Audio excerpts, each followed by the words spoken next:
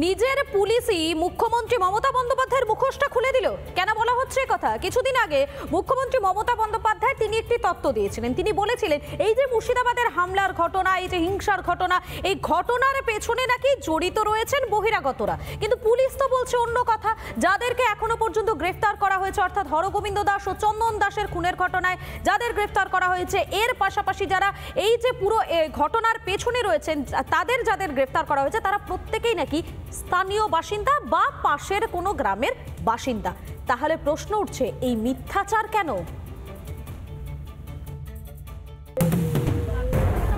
জাফরাবাদের জোড়া খুনের ঘটনায় উত্তর দিনাজপুরের চোপড়া থেকে গ্রেফতার অভিযুক্ত জিয়াউল শেখ।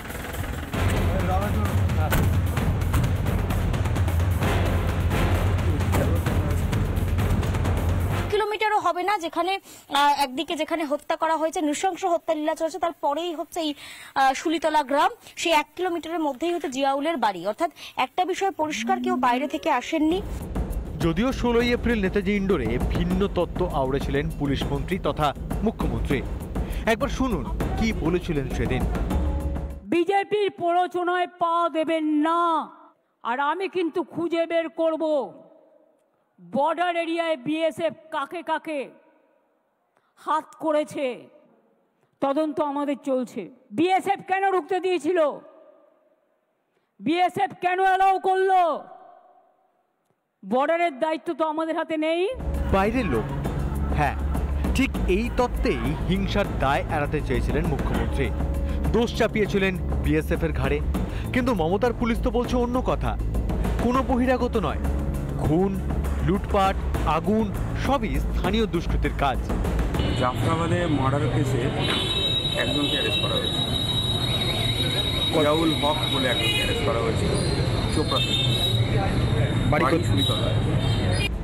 মানেটা খুব স্পষ্ট, মিথ্যে বলেছিলেন মুখ্যমন্ত্রী। সে কি আরএসএস করতো না বিজেপি করতো?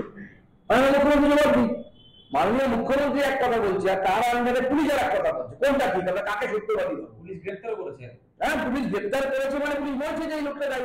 পুলিশের কাছে তথ্য প্রমাণ আছে। তাহলে মাননীয় মুখ্যমন্ত্রী সত্যি কথা বলছেন না তার আন্ডারে কাজ করাটা পুলিশ সত্যি কথা বলছেন? সেটা তাকে ঠিক করে বলে মাননীয় মুখ্যমন্ত্রী। কাকে সত্যবাদী ধরবো আমরা আর কাকে মিথ্যাবাদী বলবো?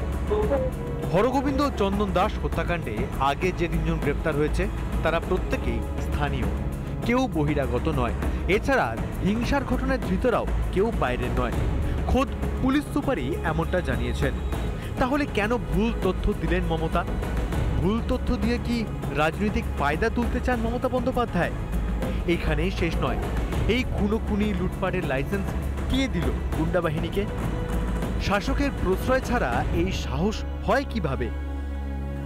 রিপাবলিক বাংলা। নানা ধরনের কন্টেন্ট দেখার জন্য লাইক করুন, শেয়ার করুন আমাদের ফেসবুক পেজ, সাবস্ক্রাইব করুন আমাদের ইউটিউব চ্যানেল। পাশাপাশি অন্যান্য ব্রেকিং নিউজের জন্য অবশ্যই চোখ রাখুন রিপাবলিক বাংলায়।